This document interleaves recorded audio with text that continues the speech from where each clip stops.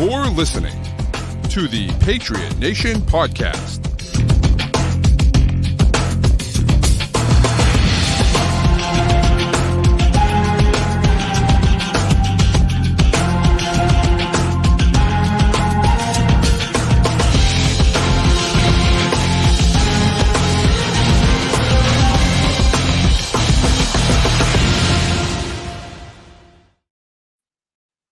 All right, welcome into another edition of the Patriot Nation podcast, of course, brought to you by Prize Picks, which is the official daily fantasy app of CLNS Media. Download the app and put in code CLNS, and they will match your first deposit 100% up to $100. So go do that today. Today, it's just a guy, Pat Lane, here, and I'm joined by a very special guest. He is a writer and on-air host. You know him. You love him. At 98.5 The Sports Hub, I should say. I'm sorry. You know him. You love him. It's Alex Barth. Barth, thanks for coming through, man. We appreciate it, man. Yeah, no problem. Sometimes you got to leave out that sports hub for you love them, but people have been great tuning in with the draft stuff. So appreciate all of them. Appreciate you for having me. Yeah, of course, man. And you know, it's funny because it's one of those things. I mean, I remember back when I was hosting shows with Spags, we had you on back in, way back in the day. And so it's good to see guys like you and Lazar and guys like that have been in here for a long time grinding, getting that name recognition now. And it's great to see. And so, and you deserve it. You've worked your ass off and you're a great guy. And so we're happy for you. Thank you. Appreciate that. It's weird. I'm not, one of the youngest anymore. We got, Mike and Taylor and Brian and Sophie. And there's like a whole other group of writers now that are like after me and Evan, which feels very weird. Yeah. Yep, that's for sure. So that's the other. We forgot to mention the Catch 22 podcast, which you host with Evan Lazar. But nevertheless, so all right, let's get into the draft. People have heard you, obviously, but let's get in there, right? Right. Patriots are sitting number 3. What is your ideal situation? I mean, obviously, the ideal situation would be the Bears take Jaden Daniels and the Commanders take Drake May and we take Caleb Williams, right? But that's not going to happen. So what is your realistic? Caleb Williams goes number 1. What is your dream scenario for number 3? My dream scenario for number 3 is Washington takes JJ McCarthy second, so the Patriots can't do anything stupid. I'd be happy with Jaden Daniels or Drake May. Honestly, I've explained it this way: if I'm starting a team from scratch, I have nobody. This is the first person in the organization, and I'm picking one of these 2 quarterbacks. I would go with Jaden Daniels, but I think if I were to just rate them blindly out of 100. I would have Jaden Daniels as an 86 and Drake May is an 85. It's that close. And when I factor in I know people saying, well, what do the Patriots have in place? Their offense, they're rebuilding. No, but there's a structure in place in terms of the coaching staff and things like that. I think Drake May is a better fit for what Alex Van Pelt wants to do. It's going to be a little bit less of an adjustment, things like that. So I would take Drake May. Drake May is my ideal, but if they end up with Jaden Daniels or they somehow trade back and take Michael Penix, either way, I'd say, they walked out of the first round doing what they needed to do. Trading, I will amend that to say trading back for a quarterback scares the crap out of me because you think you're trading back for him and then somebody jumps you. Or if nobody jumps you, what did you see that nobody else did? But I mean, if they I don't think they would. I don't think they're going to take Michael Penix at all. They're showing no interest in him. But yeah, if they walk out of the draft, one of those 3 guys, hey, I'm not going to sit here and be like, yeah, they have their franchise quarterback. Let's go, 10-year run Super Bowl. But I think they got as close as they're going to get. They added the kind of prospect they need to add, and now you're on to the development phase of it. Right. No, 100%. I love that idea. Right. And it's, look, I mean, I personally am a Drake May guy. I don't know if I believe in Jaden Daniels. I'm not sure. But here's the thing. And ultimately what it comes down to is that's me. I don't know what the hell I'm talking about. Right. And so there's a whole lot of people that I trust and respect that believe Jaden Daniels can do it. And if the Patriots believe that as well, then I'm going to sit there and say, okay, well, here we go. This is who they wanted and this is who they drafted and we're good to go. What I don't want to have happen is for the football guys to not trust Jaden Daniels. And for, Robert or Jonathan, most likely Jonathan Kraft, sit there and say, we need a quarterback, so we're drafting one. And so, okay, it's going to be Jaden Daniels, it's going to be JJ McCarthy. You choose. Drake May went number 2. I don't care who you take number 3, but you're taking someone, right? And now they have to choose between a guy they don't love, right? And so all I want is for them to love the guy. I don't care if I love him or not. That doesn't make a difference. Right. What the hell do I know, right? So that's the part of it for me that, that I want to make sure happens.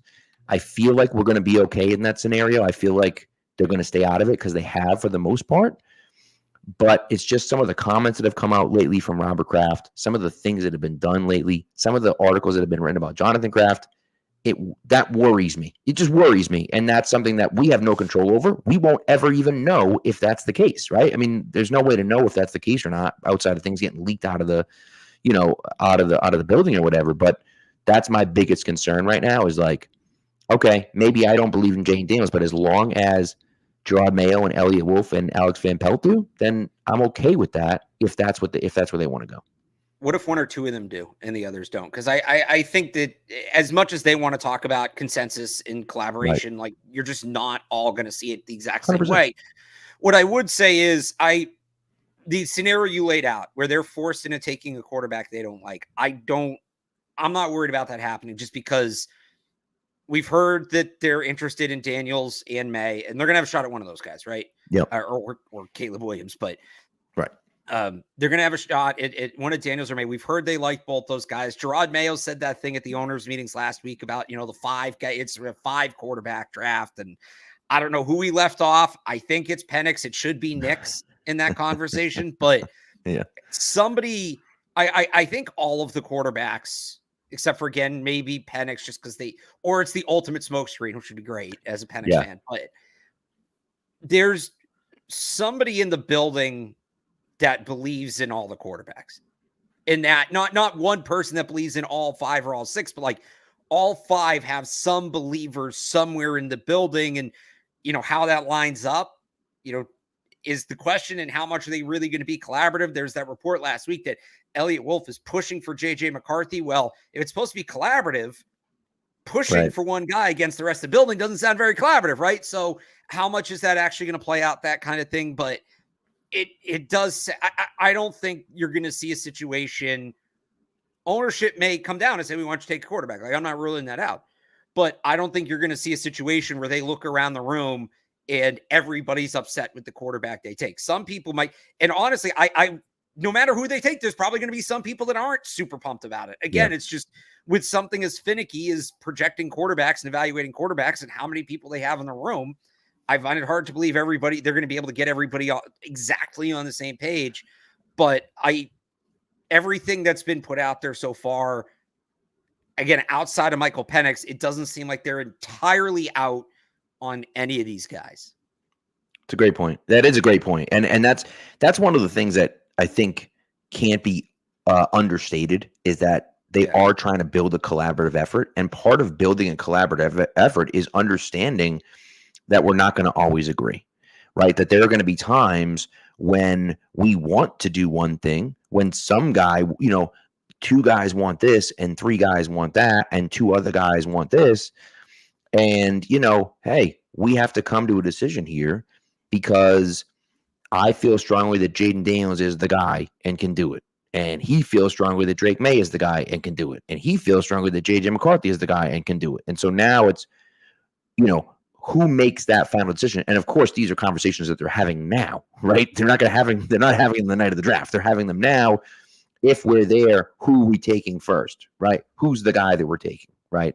And then you kind of go from there. And so what is ironic to me is that 2 games are why we're in the position that we're in, right? The Buffalo Bills lost to the Patriots in Gillette with a fourth quarter the only fourth quarter comeback of Mac Jones's career was against the Buffalo Bills. And if the Patriots lose that game instead of winning that game, they have the number 2 pick. They went into Pittsburgh on a Thursday night. When all Pittsburgh had to do, Pittsburgh played like 3 straight terrible teams and lost to all 3 of them. The Cardinals week before the Patriots, and then they lost to someone else the next week, and I forget who it was. But they were in position to win the NFC, to make the playoffs easily and even compete for the AFC North. Maybe not realistically compete for the AFC North, but potentially compete for the AFC North. and they choked down the stretch. And I was at that Patriots game, and it was wild. Where I was sitting there like, what the hell is going on? Like the first half was unbelievable, and they just held on in the second half. If they lose either of those games, they're drafting number 2 instead of number 3. And now we're sitting there saying, hey, Patriots can take whoever they want. You like Drake May, you like Jaden Daniels, like whoever it is, just take that guy at 2, right? And so it is kind of ironic that, especially with the Bills, it's like, man, we hate the Bills so much, and it's like that.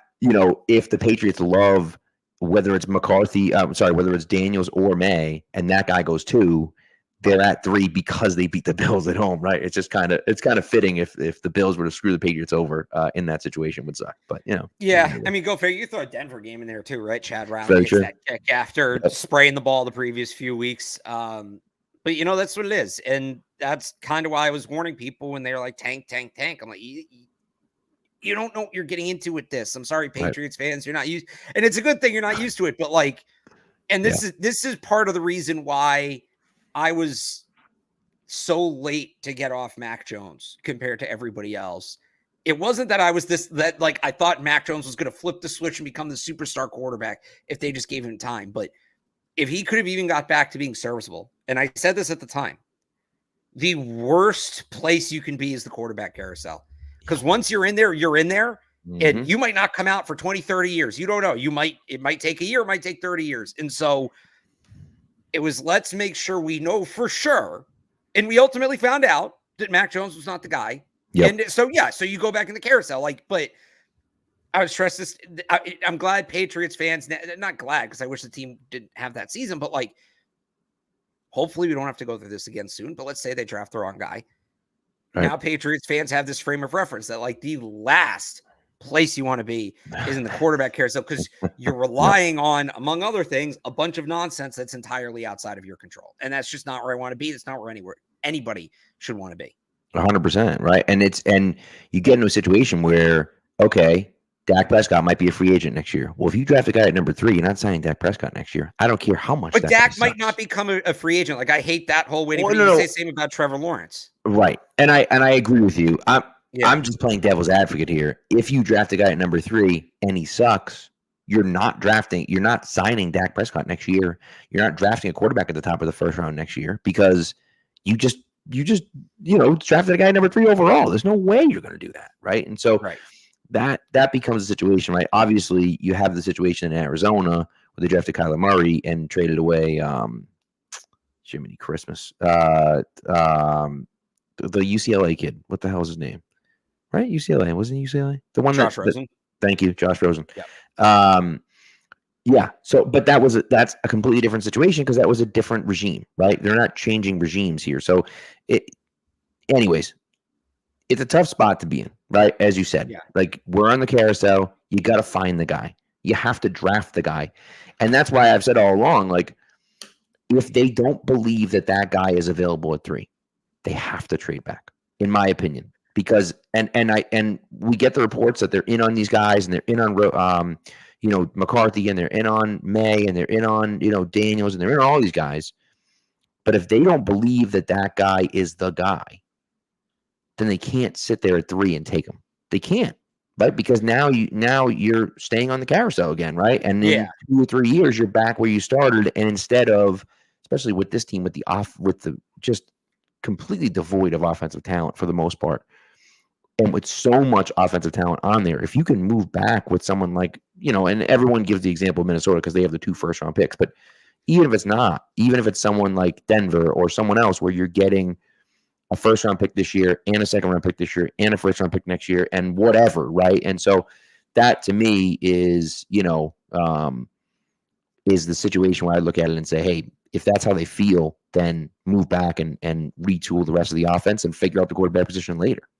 Yeah, I mean, I don't want them to draft a quarterback just to draft a quarterback. That's how you end up with EJ Manuel. I certainly wouldn't want that. And at that point, I don't think it makes sense to stick and pick at 3 with Marvin Harrison or even Joe Alt. You can maybe get Joe Alt. I wouldn't move back. Even if I'm moving back, I wouldn't move back past 6 because I still think they should be trying to add a blue chip player. Yeah. And you're going to get a haul from the Giants. I mean, you should still get this year's first, and that Giants next year first.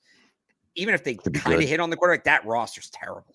So you could be in the position, a year from now, you could be in the position the Bears are in, which obviously is not a bad spot to be. So I'm I'm with you on that. Like, just go if you feel like you need to come out of the draft with a quarterback, you don't like any of the guys, just trade back and take Spencer Rattler later on. But again, I don't think they're in the spot where they're taking a quarterback just to take quarterback. Like I said, I think there's belief within the build. And the worst thing they could do is half the building believes in May, half the building believes in Daniels. Nobody believes in both. So they don't give either side a shot and they call it a draw and they trade out. Like, no, somebody thought they saw something in one of these guys. Like, that would kill me. If everybody in the building is like, well, this sucks, we're on to next year. Now, that's always a risk because, we talk about how scary it is to be in the quarterback carousel. This is a good year to be. There's never a good time to be in it. But imagine if we were doing this with Kenny Pickett and Malik Willis instead of Drake May and Jaden Daniels, right? So Jiminy Christmas. And I know next year, Shedeur Sanders and Quinn Ewers, but like you never know, especially in the era of NIL, you never know what's going to happen. So if they're moving on because they don't believe in the quarterbacks, fine. If they're moving on because they have some down the road plan for a future quarterback, I hate that because I agree. You don't know what's going to happen down the road. I wanted at one point, I liked Phil Dracovic, and then I saw what he looked like when he didn't have star players around him. And I was out on that. So I'd be very careful about that. Well, that's the biggest thing, right? And you see these things that people come out, the Patriots aren't good enough to draft a quarterback. No, that's stupid. That's just a stupid take. You need the guy, you draft him whenever he's available. He's available now. Your offense sucks. Who cares? And that's the biggest, right. And so that's where some of the guys on the Sports Hub, Zoe in particular, has been very loud about if you draft a guy at 3, he has to play. And I completely disagree with that. I think that, if he's not ready to play and you don't feel like you have the weapons around him receiving the ball and also the people in front of him that can block for him well, don't put him out there. Let him sit. Who cares? Like, what difference does it make? And that's where I'm at is if you have to sit him, then you sit him. But if you feel like that guy is a franchise altering player, you have to take him no matter what your roster looks like. It doesn't make a difference. Well, the reality is there's a bit of a fine line here. If you believe he's a franchise altering player, he should be able to make plays with nobody around him. I'm with you on the line. If you can't protect him, you risk him getting sped up. If he's just throwing into tight windows, let him throw in a tight window. He's seeing the defense. Like, that's important. I just want to make sure he's protected, which I'd go tackle at 34. But if the plan is to sit him, and I've been very strong on this, because I think you take a guy 3, if you're taking him that high, you should have some sort of conviction that he will be ready year 1. Maybe not week 1, right? But year 1, right? I use Halloween as like an objective, can we get him in there? But if the plan is the roster's not going to be ready, we're going to draft him, sit him, we're going to pick elsewhere, and just like this offense is not going to be suitable to a rookie quarterback, but that's fine because he's not going to play. Right. If that's the plan, I don't necessarily agree with that plan, but it's like I understand it.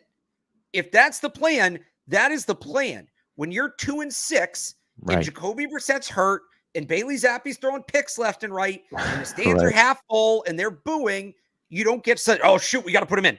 We got to like the people saying, oh, draft Drake May and sit him, draft Drake May and sit him. When the team's 2-6, you don't get to come back and say you got to play Drake May. Right. Whatever the plan is, you got to stick with it. Yeah, just stick. You got to commit to it. I will say the only caveat I will say to that is that the plan might be, and it's not exactly Justin Herbert because you don't want to puncture his lung with a needle, but like the plan might be somewhere around that area where you say, hey, look, we're going to sit him at the beginning of the year. We want him to learn the offense a little bit more. We want him to go, and then we play him midway through the season, right? And maybe that's the plan, right? And maybe that's a different plan. That's a fine plan, but that's a different plan. Yes. Yep. And so, we'll see, right? And I think but you're 100% right. Like, they have to have conviction with that plan. Now, again, that plan might be today. Well, maybe they show up to training camp and they're like, this dude is too good. We can't sit him, right? And so if that's the situation and you feel like the offensive line and the weapons are good enough that he can make it, then you do it. I think, you can change that plan if you want. But I agree but that's where I get nervous. That's where I get nervous because all right, he looks really good in camp. That's not live reps. Right. And the problem is whenever you put him in, You have to be sure, because the him out. last thing you can do, especially after all the nonsense we went through the last 2 years, right? The last thing you can do is draft a guy 3rd overall. And I don't care what the reasoning behind it is.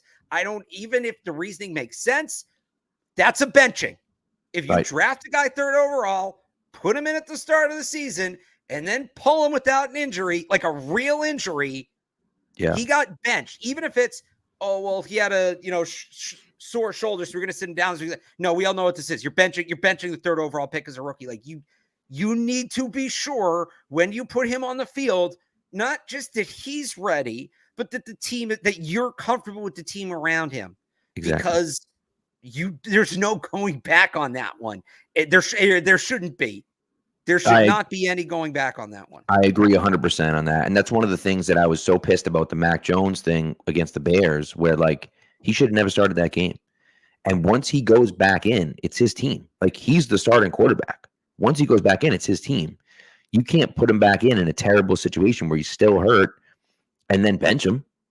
And and everyone's booing him. It was an awful situation. 2022 is, in my opinion, 2022 is the reason that Bill Belichick isn't here anymore. Not 2023, 2022, in my opinion. But I'm with you. That's a different story for a different day. So quarterback at 3. You think tackle at 34. Now the question is there a left tackle that you think will make it to 34, or are they going to have to take another pick? And because they're close enough to the end of the first round, they're going to have to take another pick and move into those mid to late 20s to take a guy. Because realistically, you're not drafting a right tackle. That doesn't make any sense because you have a right tackle. You just signed one, right? In Mike Onwenu. And so who is that left tackle that you think might be available at 34? Or is the guy you want going to go in the mid-20s and you're going to have to package a pick? Which, by the way, I think I'm 100% fine with that, right? Like I'm totally on board with package on the pick and go get the guy because you need that left tackle. Yeah, so this has been one of my big takes with the draft. I hate the idea of the Patriots picking at 34. The way the board sets up for them there, move up, move down, I don't care. Doesn't make any sense to pick at 34. Who could fall? I do think you'll see one of Amarius Mims, Tyler Guyton, like that group could drop. And I love Guyton for them. Maybe it's Kingsley Suamataia. Maybe move back a little bit to get him. I just this wide receiver class is so deep. Tackle isn't. Tackle's a need. Yep. Part of me worries that they're just going to do tackle by committee again this year, and they're going to take a wide receiver with that pick. But again, you got to get this thing set up for a quarterback, whoever it is. You need the blind side protected. That comes first. That comes before anything else.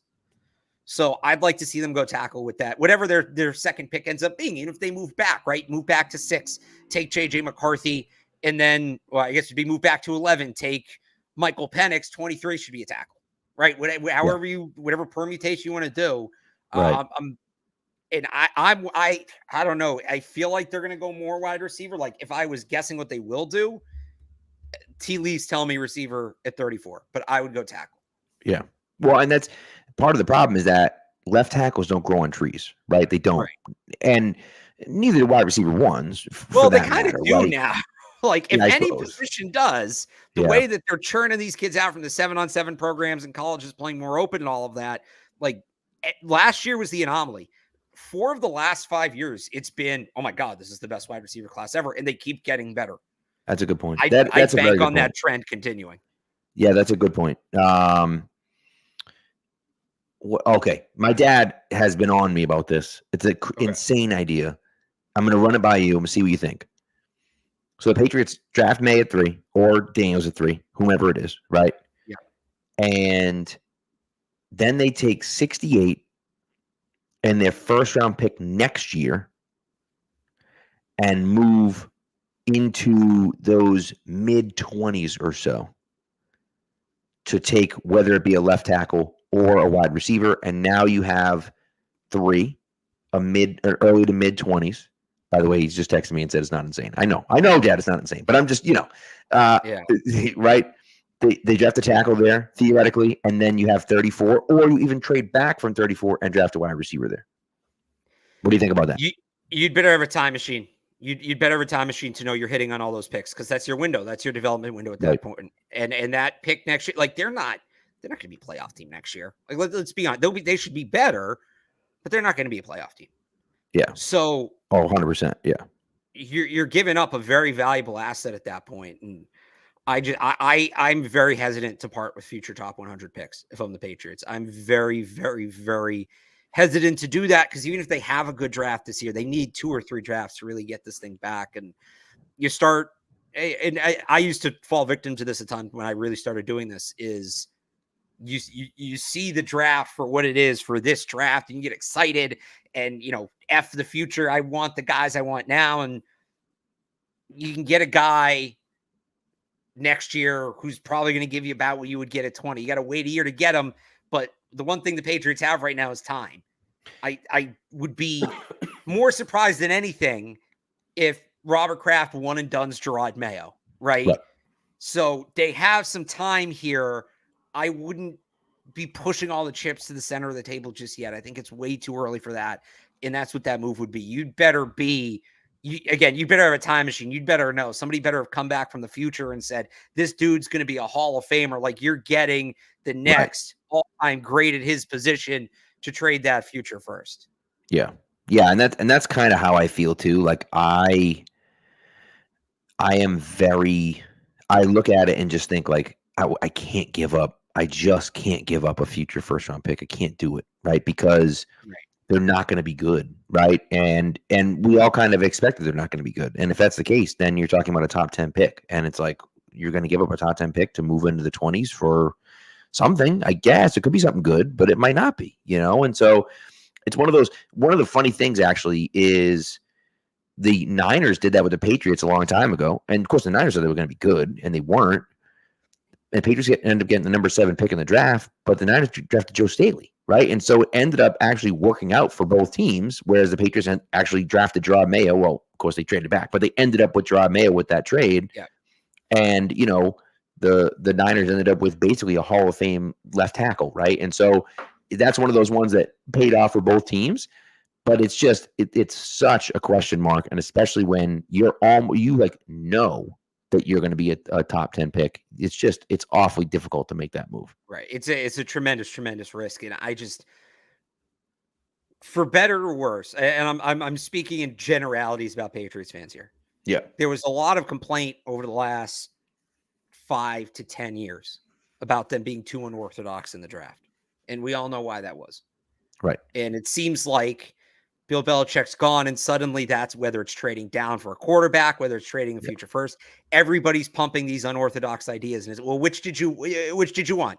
Did you want the unorthodox draft, the swing big massive risk draft, or do you want to draft like people? Why can't they be like every other team, taking a quarterback at 3, and then maybe you trade back into the late end of the first, but not parting with future assets? That's every other team. That's how every other team does it.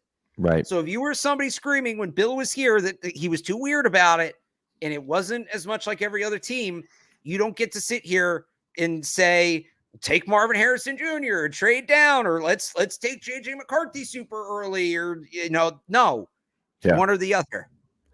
Although if Bill was here, he draft not Will Anderson. He draft Dallas Turner 3rd overall.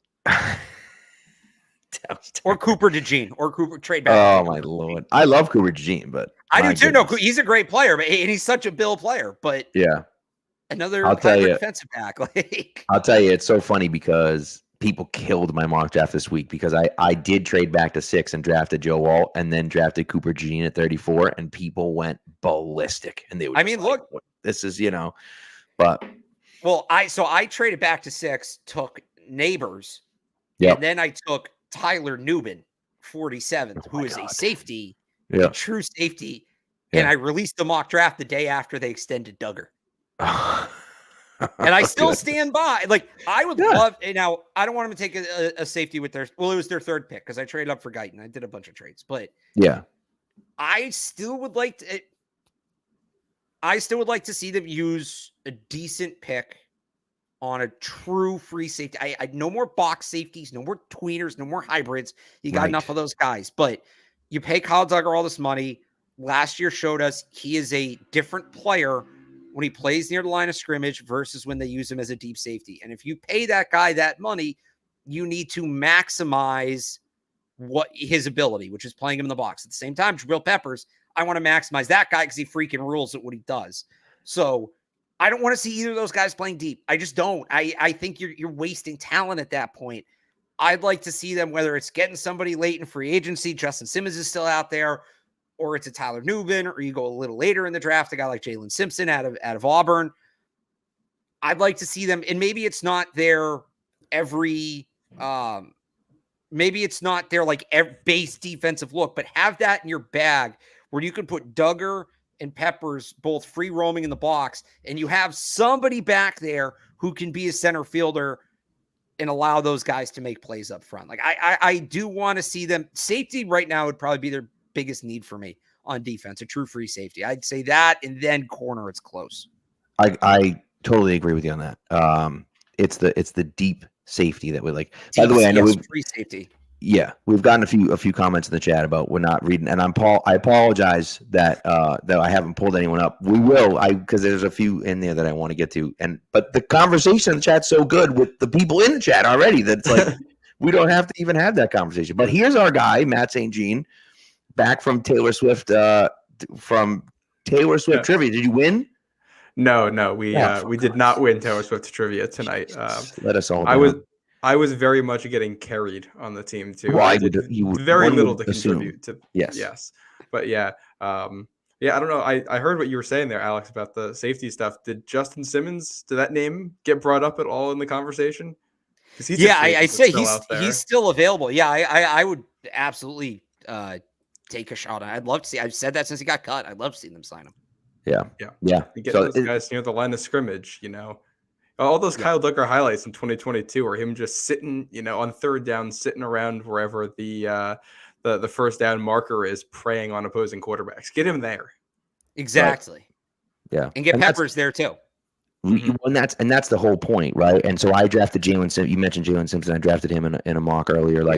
What I do, so interestingly enough, what I do is that I try to draft a different player in every mock, so I never repeat a player, right? And so a little tough this year at the top of the draft. It is. Yeah. So I've like manipulated a bunch of things, and I've done I'm like, all right, well, what if they do this, and they can trade back here, and they can do this guy, and they can move up to number 1 and draft Caleb Williams, and it's like, I've gone a little nuts with it sometimes, but that's I think that's one of those interesting things for me where it's like you can find guys like that are deep safety guys, a Daron Harmon type player, where it's like, dude, just what was it Felger always say, GTFB, like just go back there, don't let anyone behind you, and let everyone else do everything in front of you, and then when something happens, you go from there, right? And so I think that that's a situation where they need a guy, like they're in need of a guy like that, because you want Duggar at the line of scrimmage, you want Peppers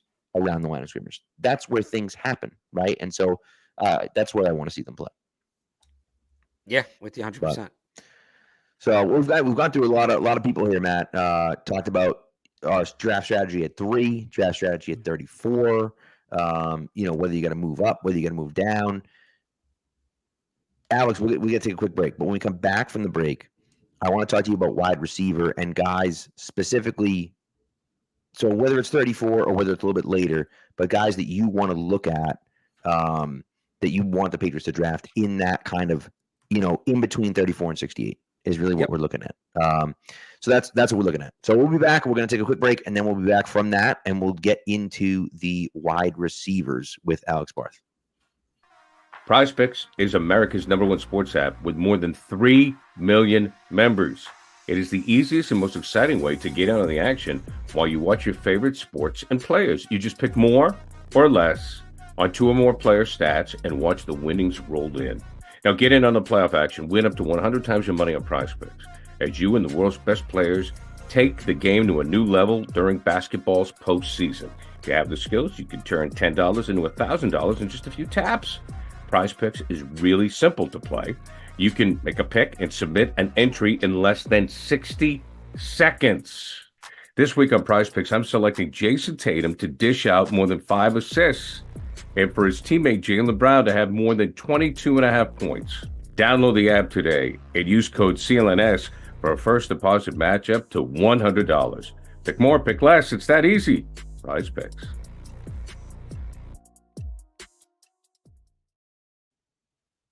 Okay, I lied to you because Old Man Mob threw something up, and I missed it the last time, but I'm going to bring it to you now. If somehow the Broncos are willing to trade Pat Surtain, which I can't imagine a world where they do.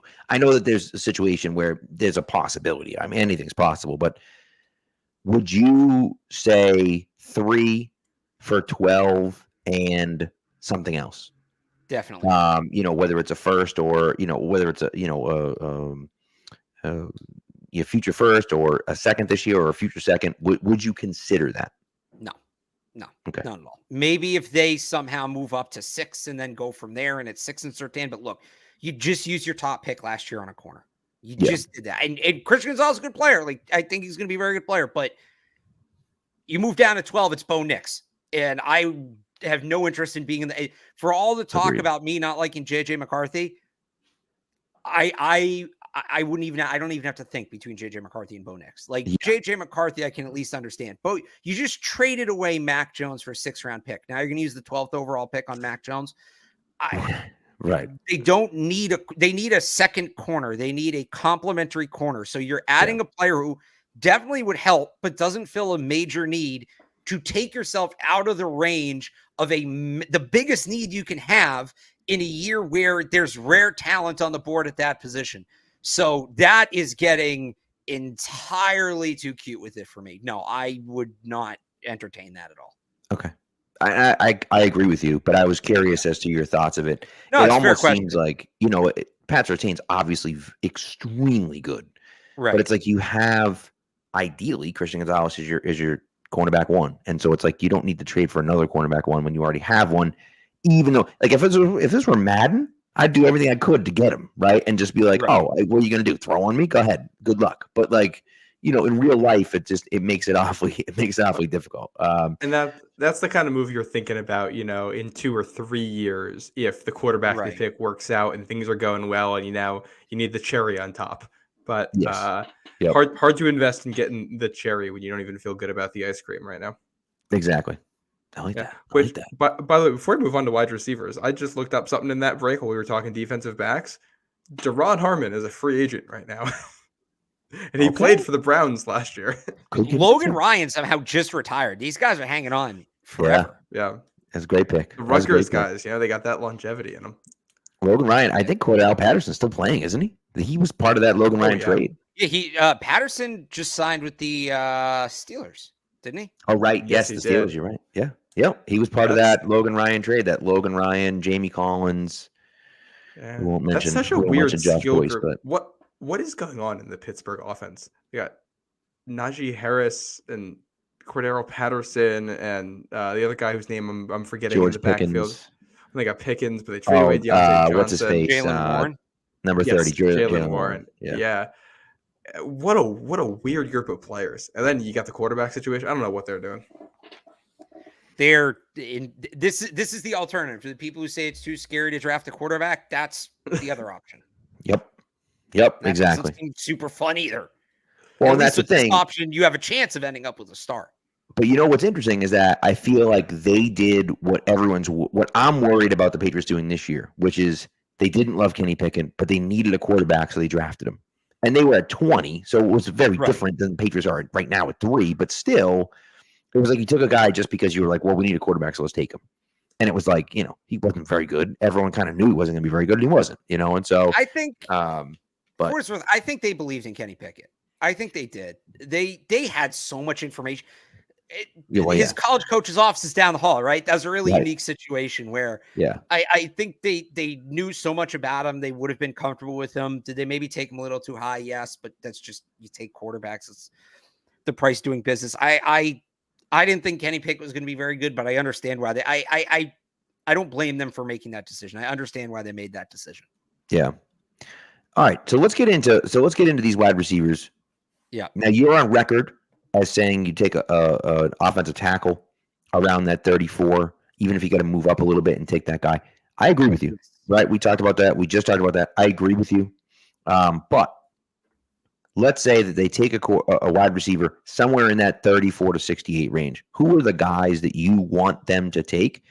And then also, would you look at it and say, well, if you're going to take a wide receiver and you're at 34, package something and move up and get this guy because he's good enough that it makes sense, right? Whether it's a Brian Thomas Jr. or somebody like that you think like, okay, he's going to go in the first round, but he'd be worth it to move up and pass on a potential tackle. So I think Brian Thomas is going to end up going a little high. There's a whole run of teams in there, Jaguars, Steelers, that need wide receivers in like the late teens, early 20s. And it's too rich to move up at that point. Like you look at the Kyle Duggar trade and that's, to get up to 23, they gave up their second and third as well as the first, right? If I'm doing that, they give up their second and third to get back late into the first, if I'm doing my math right on that one. So yeah, I don't know that I'm giving up those to go up and get Brian Thomas, because I can give up a second and a fourth and get AD Mitchell, who I think is 90% of the player Brian Thomas is. Very similar player too, stylistically. Yeah. He's the guy I'd move up for in that middle range. I like Roman Wilson. I like Ricky Pearsall. Those are probably the two guys I'm in and out on Xavier Legette. I can't really tell how I feel about him. And generally I end up out on those guys by the time the draft rolls around. Yeah, I worry about him. It's tough because I really just want them to get the true X outside receiver, because they have a bunch of good complementary players at the Z and in the slot. Kendrick Bourne, KJ Osborne, Pop Douglas, obviously, right? So like, I don't necessarily want to bury those guys. I don't want to, when I say I don't want to improve on them, I mean, like, I would rather the Patriots add something they don't have than improve marginally on what they already do. But there's just not that many X guys in that range. Again, I think it's AD Mitchell. Could Ricky Pearsall maybe play a little X? Possibly. I don't love that fit, even though I think he's a good player. And I'm not a big believer in Troy Franklin or Keon Coleman. I think Troy Franklin is Tyquan Thornton. And maybe some other team figures out his usage better, but let some other team do that. And Keon, I don't think Keon Coleman's the N'Keal Harry. I've seen a lot of people go there. I think he's more late career Devontae Parker. Yeah. Like, he's big and he's got strong hands, and that's great. And that's kind of it. And I just don't think that guy's going to dictate coverage, because if you have a big physical corner that can go punch for punch with that guy, that's it. Game over. So I struggle in that range to find the guy, which is even more reason why I'd like to see them go tackle there. When you talk about those guys, then you start to get into like the, Jalen Polk, or, if you like Johnny Wilson, if that's your brand of guy and you want to try that. But I feel like once you get to that tier, we're talking, pick 68 or, a trade up from 68 into the 50s to go get a receiver you like. Right. Yeah, so there's some X's there that I like better. Like a guy like Brendan Rice. I really like Brendan Rice, actually. I think he's a good player. Yeah. I don't think Wilson's an X. I think Wilson's a Z. I think he's a massive Z, which is, he's weird. He's a unicorn. He's like, there's no comp for him. He's so his own thing. But you could try him there or Rice again. But yeah, you get in that next range and you start talking about the 68th pick. Yeah. What about Tez Walker? What's your feeling on him? So to me, Tez Walker is very good at only one thing. It happens to be the most important thing in the modern NFL, which is explosive plays, deep balls, but that's it. So you have to be really sure on your evaluation of him. And you've got to, Tez Walker to me is like the day two version of Malik Neighbors, in that I don't think Malik Neighbors is ever going to be a guy that catches like 8-9 balls a game. He's going to be 3 catches, 120 yards, 2 touchdowns. Like, that's the kind of player he's going to be, right? Yeah. So can the Patriots operate the rest of their offense with their X receiver? And Tez Walker's not going to be that extreme, but he's a downfield threat. He's really, really, really good at the vertical stuff. But that's it. And is there going to be a role for that guy in your offense? Because I don't know how much he's developing beyond that. So if you can tell me, we're going to throw 10 to 12 balls a game to Pop, which because of his size worries me. And, Kendrick's going to be our most targeted receiver, which coming off the knee injury, as much as I love Kendrick Bourne, coming off the knee injury worries me. Like, yeah, all right. If you're going to draft a guy to run wind sprints like Nelson Aguilar was doing and Damiere Byrd was doing, you don't need to use your 3rd round pick on that guy. And unless you're actually going to throw the ball up to him, that's really all Tez Walker is going to give you. Again, if you can capitalize on that skill, it's a great skill. Yeah. But you have to have an ability to capitalize on it. Yeah, I agree. Someone in the chat mentioning Javon Baker, who I had in this week's mock, and people friggin' hated Javon People Baker. love him or hate him. Like, I feel like everybody loves him, and then I mention him, and people are like, why are you talking about Javon Baker? Why are you talking about him? And then I talk about and then people are like, what do you like? Yeah. Okay. DJ mentioned this guy, Jermaine Burton from Alabama. I mean, I feel like multiple coaching staffs hate this guy. And so I don't know, like, scheme, like, just like culture wise and like locker room wise, I don't know if he'd be worth it, but the guy's got real talent. And like, he's an actual, like, kind of a freak athlete, 133-inch broad jump, 4.45 40 at, decently big, with 38.5-inch vert. Like, he's a good player, I think. But it's like, if he starts falling far enough, and the Patriots are drafting, have the 3rd pick of day 3, could that be a guy that they target? And that's where I wonder. Like, I don't know if it's worth it early, but if it's late enough, I might say let's do it. Yeah, looks like we lost Alex. So looks like we lost. I'm Alex now in the video feed. No, what I was going to add to that. There he is. I'm back. Sorry about that. I don't know how I switched. There you go. All right. I think also once we get to this point, day 2, day 3, you got a lot of imperfect prospects. So one, I think we're going to learn a lot about New England and what they think they can fix about a player. And this is also, when you're ranking these guys, it's what do you think is fixable? Can you develop Tez Walker and fix his hands? Can you take advantage of a guy like Troy Franklin and some of the explosion he can bring? Can you build on what Xavier Legette did late? Can you take a Keon Coleman who's young and build him into something more? Right. Every team's going to have different answers to these questions. And that's why I feel like once we get to day 2, you can kind of throw out the board when it comes to receivers too, because how many guys have we talked about already in the receiver stuff on day 2? And I think any of these guys could go from, in the 30s to falling to the top of day 3, just depending on, what specific teams are looking for this year. And the board gets all jumbled. And and then it gets hard to predict if you're New England, because, maybe this is the other part. If you only like 2 or 3 guys, do you want to take the risk that somebody gets taken before pick 68? Or do you just want to jump on them at 34? I think there's varying approaches to that.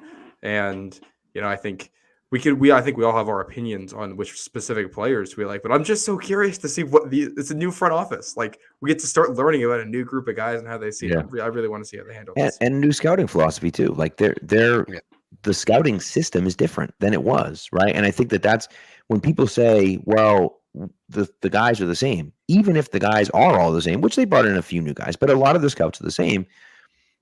They're doing a new system now. So they're not looking at the guys the same way that they were. And so that's going to change things, I think, just, organically, because you're grading them in a different way you were grading them before. And I think that's, going to create some change as to what they might be looking for. And I think it's going to be fascinating to see how that plays out. Yeah, I mean, that's the whole thing. We had for 20 years, we had 20 years of data to go on and 20 years of, prior examples and context and things like that. And you can kind of crunch the numbers from Green Bay a little bit with Elliott Wolf, but he's the assistant GM. We don't even know how much he was really in charge. And it really is new territory. Yeah. Well, and I think the big lesson you always take away from the Wolf guys is that they like big receivers. But Wolf came over to New England and they picked Tyquan Thornton. So, like, how much is that going to play into this? Yeah. I don't know if you talked about this at all before, Pat, but while we're doing receivers, if the Patriots do a trade back and end up at 6, they trade back with the Giants, are you thinking receiver at 6 and just take, whoever the top 3 is left? So I would take Joe Alt personally. Mm-hmm. I just think you start to rebuild with the tackle over the receiver, but Malik Neighbors is the only one of the top non-quarterbacks they've shown interest in. They met with him at the pro day. And he's not a bad player. So I did a trade down mock this week. I mocked Malik Neighbors to them. I think that, if I had to bet on it, that's what I would go. If the Patriots trade down to 6, who are they going to take? But I would personally go Joe Alt. Yeah. And what about Rome Odunze there? He's the big body receiver, so he fits that. And there's a lot of great I leadership love stuff Rome on him. Odunze. I think I'm as high on. I honestly, if you were going to tell me to go receiver, I might go Rome Odunze. He reminds me of like a bigger Stephon Diggs. I just think his game is so complete already in that he runs a complete route tree. He can compete after the catch. He can compete at the catch point. He gets off the line of scrimmage. All that, like and he's got the mentality too. Like he's a gamer. I'd love to see them land him. I really think he can play.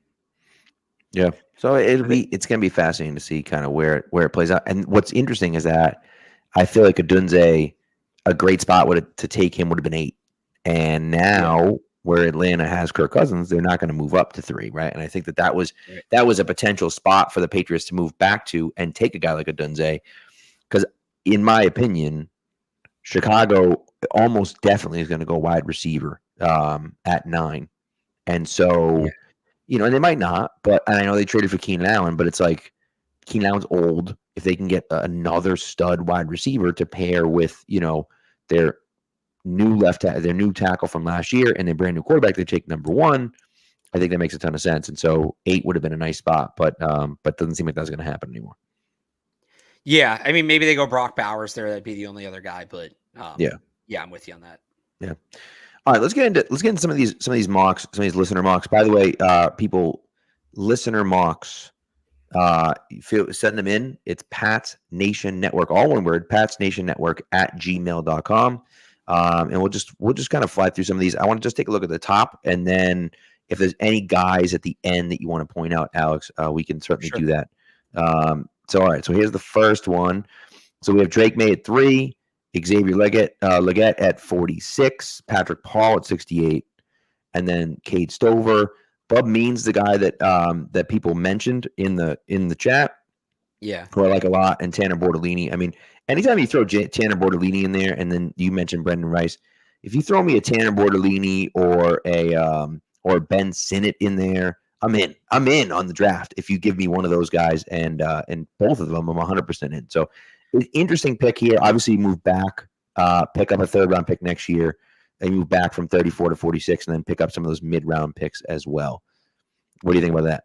Yeah, that's somebody who's clearly watched and read a ton of what I've done. So thank you. I mean, guys that I've hammered.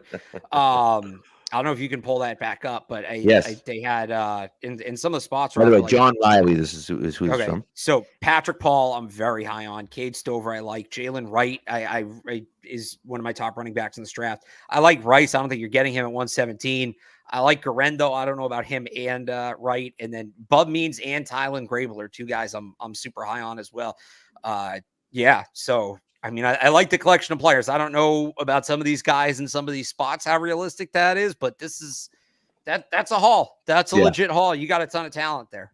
Yep. And you got 3 different receivers there who I think they all play the X role in slightly different ways. I don't know if Legette's going to be an X the next level. I don't think might be a Z. Next. Yeah. Yeah. And 2 of the fastest running backs in the draft there too. So a lot of athleticism there. Yeah, which is good. Lots of dart throws, which I think, when you're drafting a rookie quarterback, taking a lot of throws is good. Yep, agreed.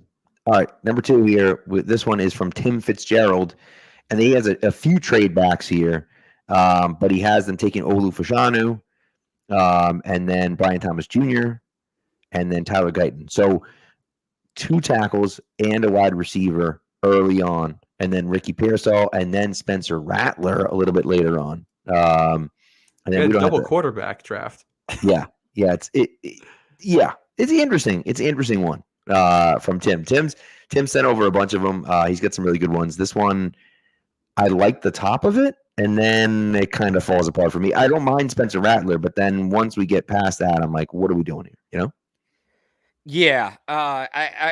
My thing on quarterbacks has been take them first or take them last. Like if you don't believe in any of the top quarterbacks, that's fine. But the hit rate on day 2, hit rate in the 2nd or 3rd round is very similar to the hit rate in the 6th or 7th round. So go draft, Jason Bean or Devin Leary or, Andrew Peasley's probably undrafted, but you certainly don't need 2 lottery ticket guys. You're just Jordan Travis. I can't get excited about Jordan Travis. I was during the season. I just think 6 foot tall guy who needs to throw a ton on the run, who's having this significant leg injury, might not be 25 until he gets on a field again. It's just like, if you're taking a guy late, you're going for upside. And how much upside is there with, like, how much upside is there with any of these guys late? Right. But I don't, he's like, it's nothing against Jordan Travis. I just can't get excited about him for where the Patriots are. I would, if I'm taking a late flyer, I'm taking Joe Milton just off the vibes, just air it the hell out. You know what I mean? Like, I'll say so much fun. I don't think there's a ton of upside with Joe Milton. Like, I wouldn't. No, almost none. If you can get him outside, if you get him like, 193 or 237, fine. Have at it, whatever. Anything before that, to me, any team that's going to draft Joe Milton, this is going to sound crazy. Any team that needs to draft Joe Milton needs to have a plan. Any team that wants to draft Joe Milton needs to have a plan for his floor. And you may be thinking, what's Joe Milton's floor? It's terrible. I would use him. I hesitate to say Taysom Hill because I don't think he's a tight end. I don't think Joe Milton can play tight end. But using him as kind of a gadget player where I'd use him for quarterback sneaks. Interesting idea. And I'd use him at the end of halves to throw Hail Marys. And like, maybe you have some other sort of, belldozer package. It's a very college-y philosophy here where you have special. This is what Joe Milton did at Michigan, and Michigan still does with Alex Orji behind JJ McCarthy. That's how I would use. I would not count. You can try to develop him. I mean, have at it. Go for it. I would not count on developing Joe Milton. I would draft him if I were, and I don't want the Patriots to draft him, which may surprise some people. I'm very amused by him, but as fun as the preseason would be, I think there's better uses they can make of those picks. If the Patriots were to draft him, I would actually hope it to be for his floor and not his ceiling, and just, hey, we're going to have some packages for this guy where we're going to take advantage of his very unique skills, and that's kind of what that's going to be. That's to me, I think, his NFL role. Well, I think you hit on it with a lot of the day 3 quarterbacks too, is that most of these guys are old. Like, there's just not a lot of untapped potential there. And there's not like I don't think there's like a Jarrett Stidham level guy out there even where you're like, all right, well, he had potential and he moved around a little bit. Yeah. You see the flashes and you just want to get him settled. Like, there's a lot of guys who I wouldn't take before Jarrett Stidham or before a Bailey Zappi. Like, I think those guys are better prospects than a lot of the day 3 guys. That was supposed to be KJ Jefferson, Cam Ward. Mm-hmm. Some people would argue Quinn Ewers, but like, those guys aren't going to come in the draft anymore. Yeah. As long as they still have eligibility, they're going to go back to school, 100%. get paid, try to increase their stock. So I think the days of like the Jalen Hurts in the draft, I think we've seen that. Well, he was out of eligibility, but I mean, you're not going to see as many of those guys come through the draft anymore. Well, they're going to come through like Bo Nix or Michael Penix, where you feel like they may have fully developed already, and you're getting. I'd say you could also argue that guy is supposed to be JJ McCarthy, and then the league fell in love with him. So that's true too. Quinn Ewers is the guy that of course he went back to school, but before he did, I was sold on the idea of taking him in the 3rd round, right, and trying to develop him and see what happens, We'll see how it goes this year in Texas, which that's just such a bizarre quarterback room situation with Arch playing behind Quinn Ewers. I don't think it's that bizarre. I don't think Arch is very good. And so maybe that's it, right? Maybe it's just the name. I just feel like he should be good. Everyone was like, this guy's the best player ever, and he just doesn't seem like he's that good. You had quick college football tangent here. I apologize. But you had that Texas team that was, and this is Texas football. They're not wasting years. Yep. You had a Texas team that was making a run at a national championship. They were undefeated. They were going to have a shot to go to the college football playoff, and their starting quarterback, Quinn Ewers, gets hurt. They did not turn to Arch Manning. They turned to, and I am blanking on his name. They turned to the other quarterback, Malik. I think it's Malik Murphy, right? Yeah. Whoever they turn to. Yeah, they turn to Malik. Who's like, Malik Murphy's not bad. He's not like, it's nothing against Malik Murphy. I think he's a fine quarterback. He just transferred. It'll be interesting to watch him. But like, if the season was on the line for Texas football, why are they not going to go to the guy that gives them the best chance to win? And Malik Murphy was like, again, he's not bad. He's like a 3-star prospect. I think low-level 4-star prospect, something like that. Arch Manning's Arch Manning. He's this 5-star, but what did the coaches see? Who did they feel gave them the better chance to win the game? Right. If Arch Manning's not beating out Malik Murphy, how am I supposed to believe he's this generational quarterback? Well, right. Was that about burning a red shirt? Did it have anything to do with that? Not again. Not I think for the position Texas football was in, you burn the red shirt if you burn the red. Right. If he was that good, let me to win a national title, they would have burned the red shirt. Right. 100%, you would think. So he's clearly not that level of player. And so I'm not a college football guy, but I just looked up Malik Murphy online just out of curiosity. He did transfer to Duke. So it's not like this guy is, a Power 5, darling, and he's going to go out and dominate. And listen, I mean, Duke guys have gone high in the draft before. I'm not saying that they can't, but like, he's not transferring to Duke if he is this like great quarterback that people are like, oh my God, he was just behind Quinn Ewers, and so he couldn't get on the field. So, that situation's played out. Look at this draft. Spencer Rattler was the number 1 recruit in his class. He was supposed to be this generational quarterback, goes to Oklahoma. He's going to be the next great Lincoln Riley success story after Baker Mayfield and Kyler Murray. Has an up and down freshman year, started as a freshman, had an up and down freshman year, comes back a sophomore year, is the favorite for the Heisman, gets to week 6, loses the starting job in the Red River game to Caleb Williams, who goes on to have the rest of the career that Spencer Rattler was supposed to have. So you can unseat that guy. You can absolutely unseat that guy. And what became of Spencer Rattler? He's fine. He's a fine college quarterback who may hang around as an NFL backup. Yeah. That might be who Arch Manning is. Like, I'm not totally sold on the whole Arch Manning thing just because of the last name. I think that whole thing is overrated. Yeah. Before we get back to the mocks, if we're doing some college football quarterback talk for a second, and we're doing Mannings, I'm gonna head over to Ole Miss. Barth, do you watch a lot of Ole Miss at all? I watched them a good amount this year, yeah. Because Jackson Dart is a name when I was scrolling through some of the prospects who intrigued me because his pressure to sack rate isn't too bad, and there's been like improvement on every single season, and that's not a receiving core that's like loaded with guys. And I feel like when we look at next year's quarterback class, that's a name that I feel like might be under the radar. Maybe I'm totally misreading it with him, but he can run. He's improved as a passer. He'll be in the conversation. He can avoid sacks. Yeah, he'll be in the conversation. He's pretty inconsistent. Like when he's on, he's on, but he's not always on. In the Lane Kiffin quarterbacks, there's, that offense is very quarterback friendly, right? So he's definitely a guy that you have circled as like a potential first round riser, I think, but I got to see a lot more from him to put him in that tier. Yeah. He also, was playing with Quinshon Judkins, and teams are pretty much selling out to stop the run. And now Judkins at Ohio State, they have an unfair backfield with Travion Henderson and him. So I think they're going to put more on Jackson Dart's shoulders this year, which could be good. Like if he takes that and runs with it, hell yeah.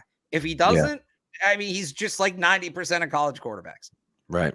Yeah. All right, let's get back into it. I just want to get through these kind of quick. Nelson Lloyd here sent us a bunch, but this one, I'm not sure how he pulled it off, but he somehow went from 3 all the way to 27 and didn't get a future first round pick. It's disqualifying right there. This is quantity, not quality. Yeah. No, there's some good players here. And T'Vondre Sweat is a guy that I think in that second round spot, if you were to move back and pick up some extra picks, and of course he just got the DUI, maybe that drops him a little bit further. I don't think it does much, but it could. I'm pretty sure Dane Bruckler in the Beast today had T'Vondre Sweat as like a 4th rounder, something like that, which caught my eye. Yeah, that's going to worry teams because there were concerns before about his commitment level. Yeah, and to get a DUI 2-3 weeks before the draft. That's wild. 3 weeks before the draft.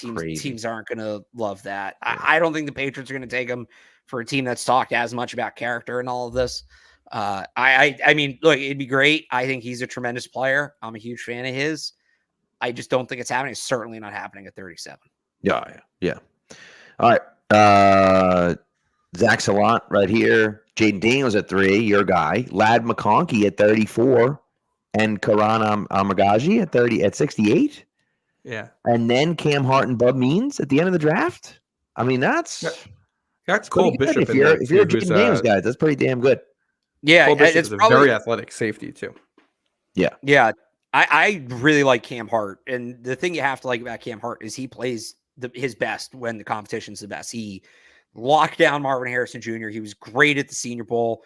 Tremendous size, 6'2", 202. I think he'd pair super well with Christian Gonzalez, where Gonzalez is going to take the team's like faster, speedier receiver. Hart's going to take the more physically dominant receiver.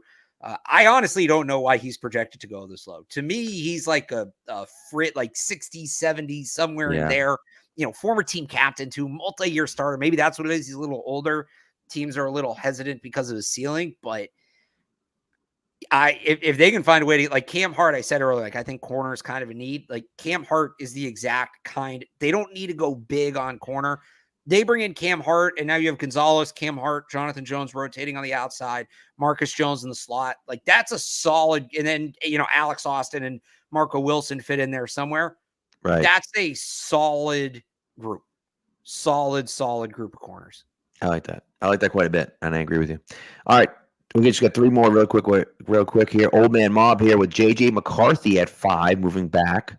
I think what he did here was move back from 5. He said it in the chat, but he said it in the email he sent. I think he moved back to 5, took McCarthy, which would be, I'll tell you what, to move back from 5 with Jim Harbaugh and then take his quarterback would be something.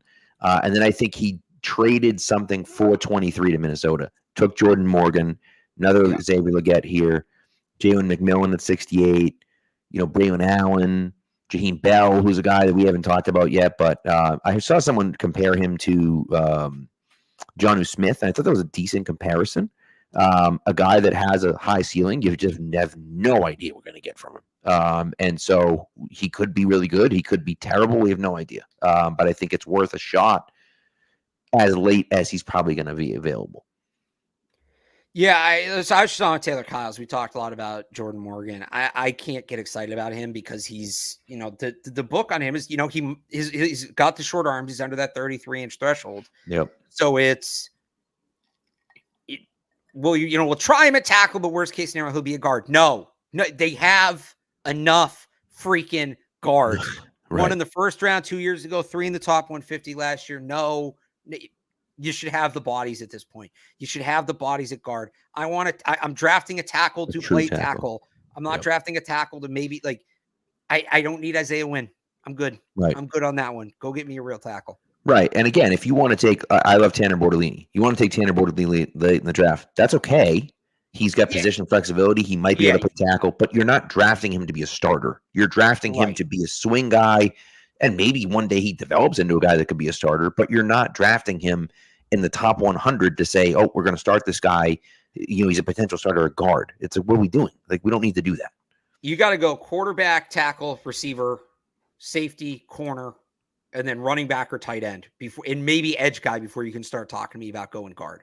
Yeah. Guard is you've traded down. That's your 8th or 9th pick in the draft. Right. Yeah, and I think guard to me is also if they're sitting somewhere and they're top rated guy by a mile as a guard, I'm cool with that because Cole Strange, question mark, City So look good, but still a question mark. If you got a guy, if you're there and somebody falls, I'm down. But I think if you're going to go with an offensive lineman at 23, give me somebody with real tackle upside. That's Mims is probably a name that comes to mind there. Yeah, how do you feel about Mims, Barth? Are you in on him? I mean, such a project. A lot to be intrigued by. Massive dude. The tape looks good for as little as he's played. If you're going to commit to benching the quarterback for the year, you can also afford to wait on playing the left tackle. And if you feel like you can develop him, and look, this is a coaching staff that just developed DeJuan Jones, right? Right. Who's another big guy. Now he had a lot more experience, but another big guy. Those guys just kind of develop differently. You could talk me into it, but I don't know that I love Amarius Mims week 1 protecting a rookie quarterback, but you can also draft a rookie quarterback and Amarius Mims and not have them on the field week 1. So quite true. I'd rather have Amarius Mims than Jordan Morgan. I'll tell you that. Yeah. Yeah, I'm with you on that. All right, 2 more. Here we go. This one from Michael. Drake May at 4. So they moved back to 4. Drake May at 4. Brian Thomas Jr. at 19. Jordan Morgan again. Xavier Legette. Legette's all over the place here. Elijah Jones from Boston College. Oh, is a Ben Sinnott sighting again. Love to see it. Love to see the Ben Sinnott sightings. And then a few guys here late in the draft. Again, I love Drake May, so I like starting off there. I don't love Leggett, and we just talked about Jordan Morgan, but the top of this draft, I like the top of this draft. I just don't know how I feel about the rest of it. You just can't trade down to 4. That's not going to happen because if you trade down to 4, what's going to You're happen? Losing out. The Cardinals are going to now auction off the 3rd pick and get a bag. You're just giving the Cardinals the bag you could have got. Like people, the Cardinals will take Marvin Harris. No, they won't. No, they won't. Right. They won't. Like, and if you pass on a quarterback and you take Harris, like somebody's getting the bag up. If one of the quarterbacks are on the board, one of the top 3 quarterbacks on the board, and that pick gets traded, somebody's getting a bag. If somebody's going to get it, it should be you. Correct. Yes. Right. And you saw what Monty did last year. Monty Austin Fort will 100% take the bag to move out. Yes. He will do it. He'll do it. And maybe he did it last year and then he packaged some picks and moved back up to 6 to take Paris Johnson. Fine. But he got the package of picks to move out in the first place. He'll do it again. And so, all right, last one here. This was from Ryan on the show today. May, Kingsley, Tez Walker, BPA at 103, Javion Foster, AJ Barner at 180, and then he just said an OT, and then 231 with Bub Means. I like Bub quite a bit. I think he's a late round sleeper. The problem with those late round sleeper guys that actually look pretty good is that they don't end up being super late round sleepers. They end up going a lot earlier than people expect. Yeah. Is Javion Foster? Is that Javon Foster? It's got to be Javon Foster. Yeah, I must have. Yeah. So we're really going 3 tackles. I don't hate, honestly, because they just need bodies. I mean, this would be, if you tell me BPA is a defensive back, Cam Hart, maybe Cam Kitchens falls a little bit. Yeah, we can leave it up there. Who is BPA? I think that's just best player available. Yeah. Yes, that makes sense. So if you're telling me the best player, you're telling me the best player available is a defensive back, this is a very solid draft. I would not be upset. I'm lukewarm on Tez Walker, but if you're drafting him to pair with Drake May, it sells me on it a little bit more.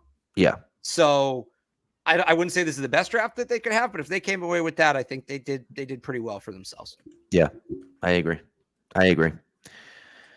Nice. Okay. Whew. That's a lot of mock drafts. A lot of prospects we got through there, Barth. It was some good stuff. It was some really good stuff. Is there anyone that we didn't talk about that you're like, I got to talk about this guy? It doesn't matter where he's drafted. It's so one of the guys that I didn't mention, and I wanted you to ask him. Yeah. I pick a guy every year to be my guy. Yeah. A day 2 pick. Of course, my guy last year ended up being a day 1 pick in Emmanuel Forbes. I thought I assumed he'd go in the second, and he did not. But my guy this year is Malachi Corley. I'm wondering what you think about Malachi Corley. Great skill set, definitely. I just worry that he's a little small for a guy that's going to take a lot of contact. And how long is his career going to be? He might be good, but he might be a flash. And when it comes to the Patriots, I think it's tough to have him and Pop Douglas on the field at the same time. So I'd rather go with a different kind of receiver where you're going to have to take him, just because I don't really want to. Pop Douglas is the one thing you have going for you. Why is that the one guy you're looking to replace? So I mean, I understand liking Corley. I don't think he makes a ton of sense for the Patriots. Yeah.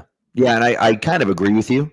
As much as I would love to see him on the field, it's I just don't know if you already have Pop. It's where does he fit? Because he fits kind of that Deebo Samuel type role. But you're right, he's not as big as Deebo is, right? And so you just wonder, that how long does he have an NFL running back career where he's there for 3.5, 4 years and then that's it, and so.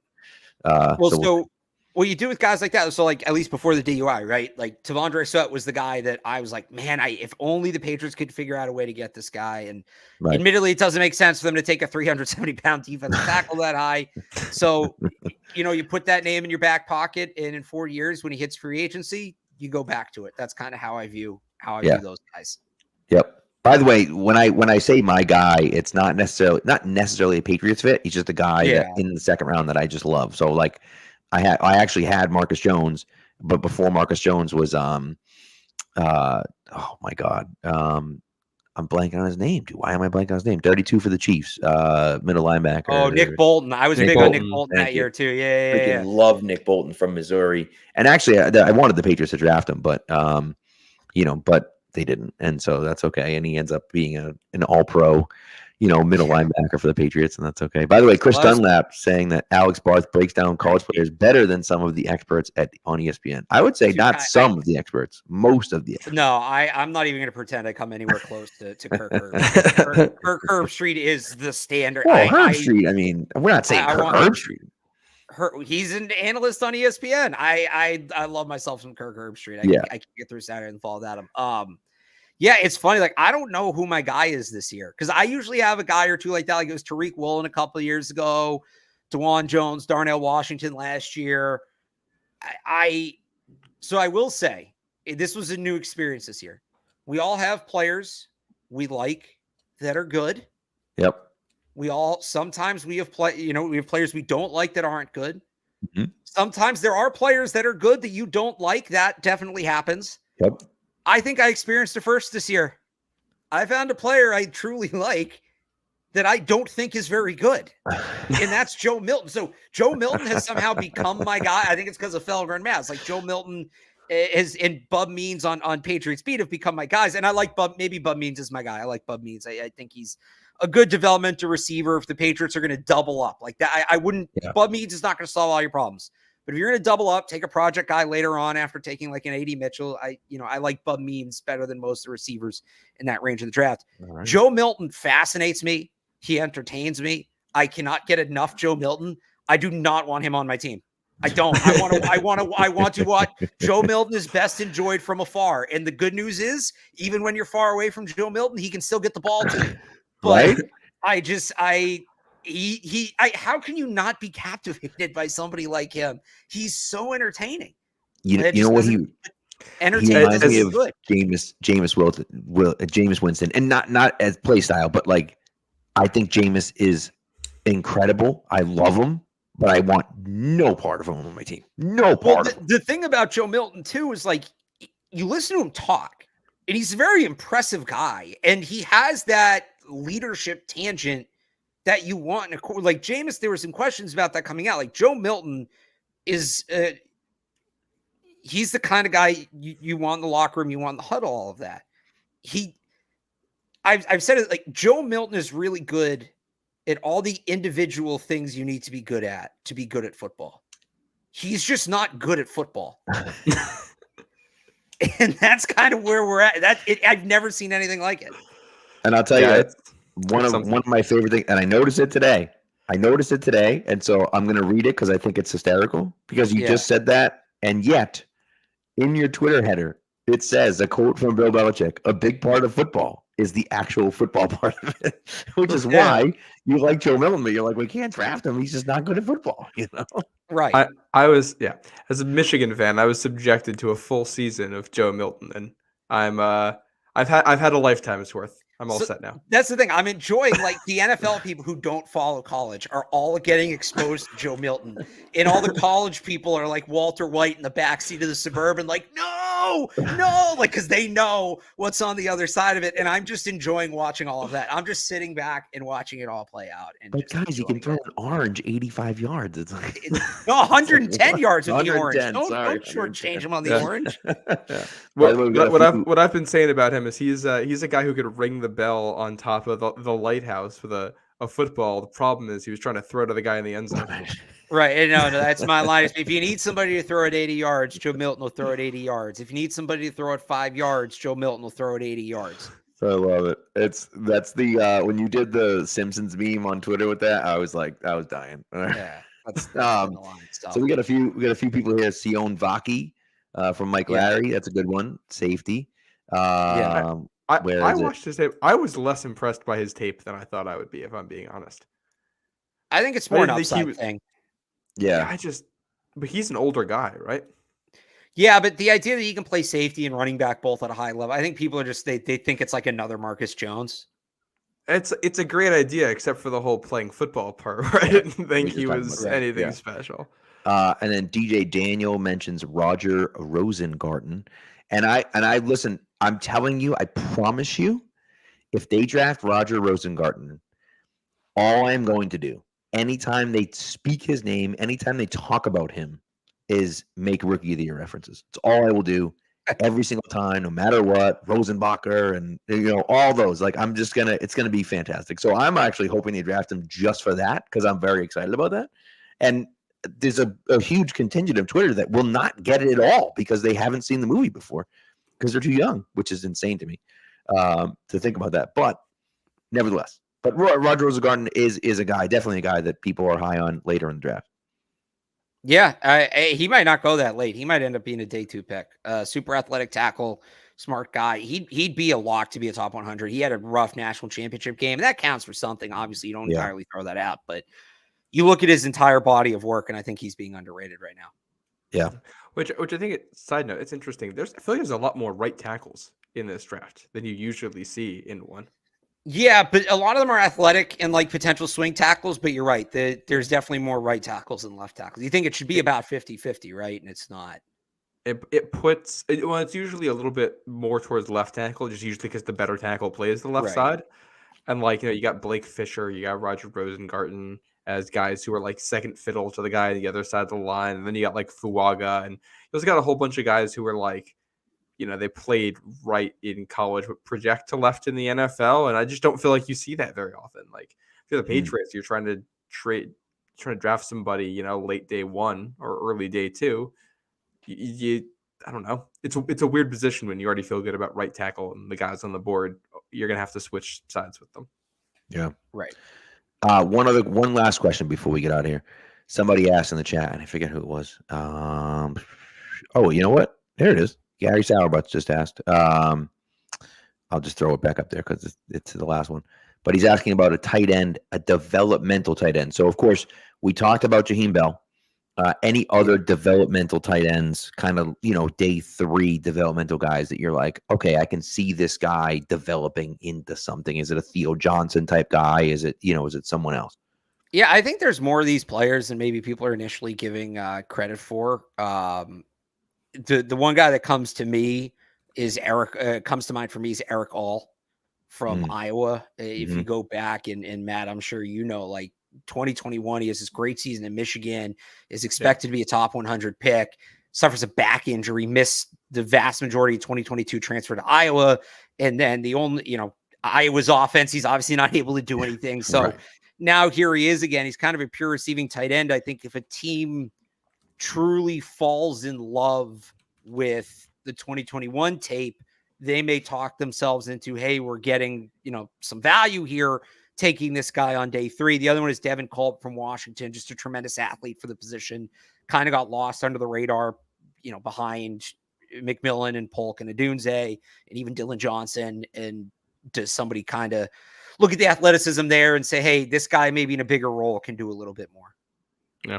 But All tore his ACL back in October too, so it's a couple seasons in a row. That's right, yeah. Season-ending injuries, which he didn't do the combine. I don't think either. I don't think he was there. I don't think he worked out, but he was there. Yeah, which that's the other thing. If he tore his ACL in October, he should be back, but he's going to miss part of the rookie camp stuff, which I like the upside on him. I'm just curious where he lands because I don't know how teams are going to value that. Yep. Yeah, every team's going to have, there will be some teams that have him as a 4th round pick. There will be some teams that have him undrafted. Like he's going to be all over the place on boards. Yeah. Yeah. All right. That's it, man. That's it. That's all we got. This has been a hell of a 90 minutes, almost 90 minutes. Yes. Thank you for coming through, Alex. We really appreciate you. Love your work over at the Sports Hub. And, we talked about it at the beginning, but I love the fact that you guys that were grinding so hard and, doing an awesome job, but kind of under the radar now are getting your shine on the big networks in the Boston area. And so we're happy about it. It's a win for everyone. I feel like it's a win for all of us, right? When we see someone like you make it, and we're like, oh, that's a win for everyone. Like, there's Barth killing it over at 98.5 The Sports Hub. It's great. And so win for the people. Exactly. Yeah. That's right. That's right. So trying to do my best. Yeah, man, you're killing it. So before you go though, let everyone know where they can read you and see you and hear you and everything else. Yeah, 985thesportshub.com. I put out 2 mock drafts on Monday. Had the draft linebackers preview go up yesterday. Cornerback preview will go up tomorrow, Thursday, I guess, whenever people watch this might already be up. New Catch 22 tomorrow with Evan Lazar tomorrow morning, and then tomorrow night, new Patriots Beat show. I'll be doing another live mock draft with Brian Hines. So love it. A lot of stuff already out, a lot of stuff coming up. Love it. Fantastic. Well, thank you, Alex. We appreciate the chat. It was killing it all night. We appreciate you guys. Great questions, great conversation. So thank you for being there as always. We're going to be back Monday after the marathon at our regular time, doing another mock draft, talking about Matt's mock draft 5.0, and probably doing a live mock draft too. We'll see what happens. But that's what we got. We're 2 weeks away, people. 2 weeks away. We're almost there. So anyways, enjoy. Thanks, Alex, for coming on, and we'll talk to you guys on Monday night.